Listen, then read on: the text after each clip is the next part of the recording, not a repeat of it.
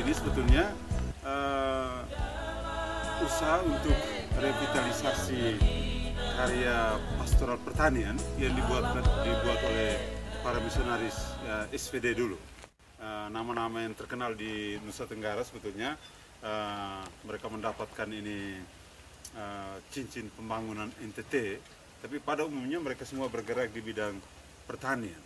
Kenapa saya rasa penting? Karena kaitan pertanian itu berkaitan dengan ini karya penyediaan makanan untuk hidup.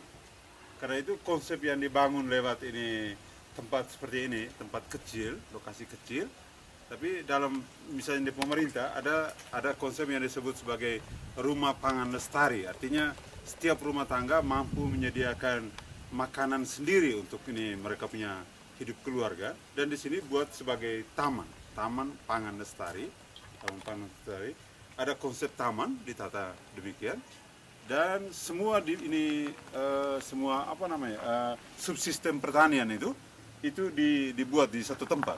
Jadi misalnya ada ternak di sana, ada bebek di sana, lalu di tempat lain biasanya saya buat dengan ini babi, peternakan babi.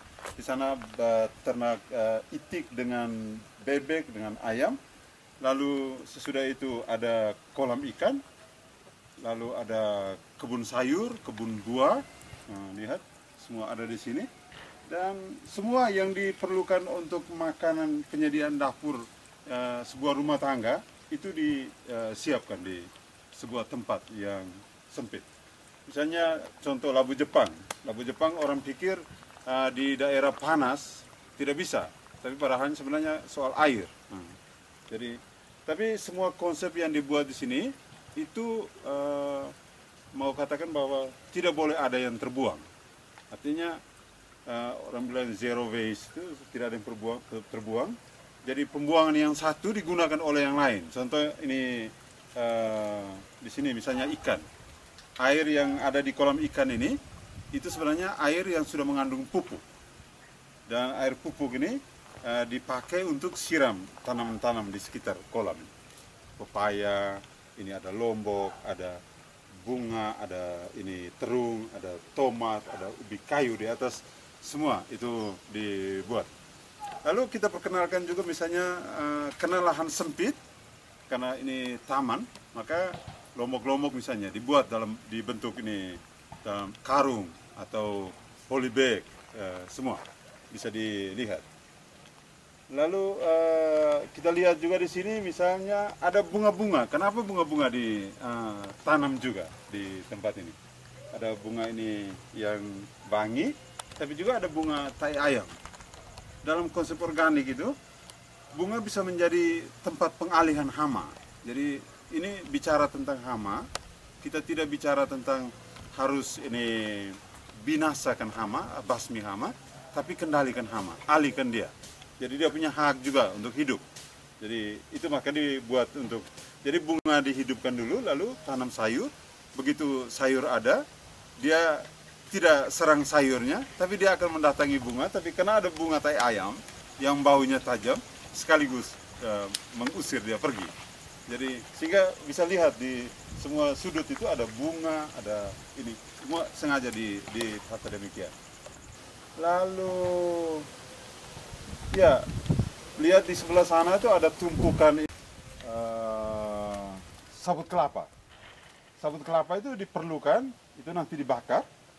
Lalu arang batok kelapa itu diperlukan untuk pupuk.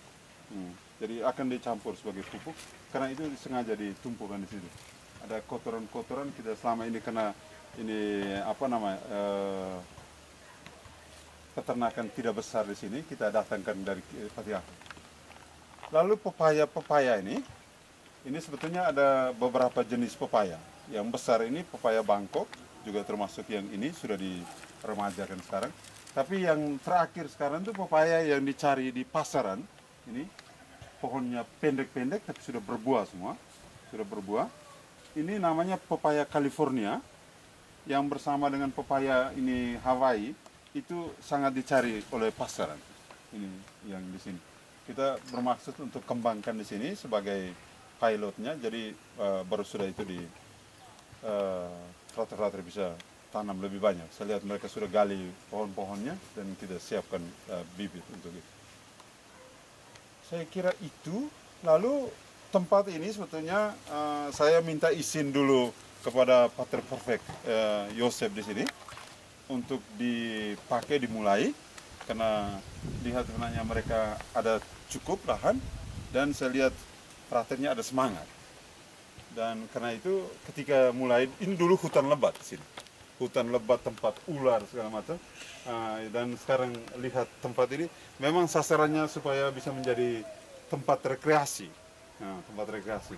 Karena ini sebagai contoh, misalnya di atas kolam ini direncanakan kandang ayam pedaging, supaya kotoran ayam itu langsung masuk untuk bebek, untuk ini ikan, lalu air ikan itu airnya bisa dipakai untuk siram-siram. Jadi semua lihat ada tanaman enceng gondok. Enceng gondok ini sebenarnya penyaring zat-zat kimia. Jadi di mana orang organik bisa akan pakai ini, tapi dia juga berguna untuk jadi makanan ternak.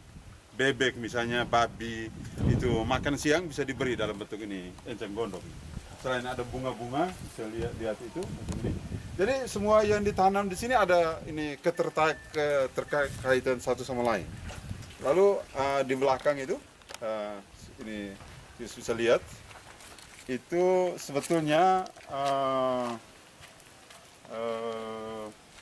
daun-daun, ini daun-daun tua. Daun-daun tua yang semua di sini ada, pepaya, lalu daun ubi, daun ini lamtoro. Ini dikeringkan dengan maksud untuk menjadi makanan ternak. Makan ternak. Jadi sesudah dikeringkan, sudah macam ini, dia diramas kecil-kecil, halus-halus, dicampur dengan ternak dengan itu M4 dan diberikan kepada ternak. Jadi memang konsep zero waste ini tanamkan di sini. Jadi daun-daun dipakai untuk pupuk, ini untuk makanan ternak dan semua. Jadi tidak ada yang terkait. Ya, harapan saya dengan buat ini supaya minimal menganimasi frater-frater supaya di mana saja mereka berada, mereka bisa buat sesuatu untuk minimal ajak orang dan siapkan makan untuk mereka sendiri. Sebagai misionaris itu perlu sekali, sehingga tidak tunggu orang buat. Ada tanah, di mana ada tanah orang bisa tumbuhkan kehidupan untuk manusia. Tapi yang jauh lebih penting sebetulnya ada kaitan dengan Ekaristi. Imamat itu ada kaitan dengan Ekaristi. Ekaristi itu kita rayakan Ekaristi selalu dengan ini roti dan anggur. Roti dan anggur itu hasil pertanian, maka tanpa roti dan anggur, tanpa hasil pertanian tidak ada Ekaristi. Kalau tidak ada Ekaristi, tidak ada imamat. Jadi itu kaitan sebetulnya yang dibuat. Jadi untuk itu dibuat. Ini sebenarnya miniatur dari konsep taman pangan lestari. Lalu yang itu dikembangkan secara baik juga besar untuk anak-anak muda di luar, itu dengan konsep taman tani lestari Sesawi di Mataloka. Itu sebagai satu apa yang terlihat di sini ada juga di Mataloka. Ini miniaturnya gimana? Dan saya ajak ini masyarakat untuk lihat misalnya penyediaan benih yang baik, kemudian ikan itu dimasukkan benih yang baik untuk saya kira itu apa yang bisa saya jelaskan tentang ini konsep ini. Ini bagian dari pelatihan life skill Santo Paulus yang kita coba mulai untuk kegiatan frater-frater dan merupakan bagian penting dari mata kuliah ekopastoral yang mulai saya perkenalkan sejak 1 tahun, 2 tahun. Dan saya bersyukur sekali bahwa frater semua ikut di lihat kebun-kebun sayur, mereka perhatikan, tanya bagaimana cara tanam. Saya kira itu.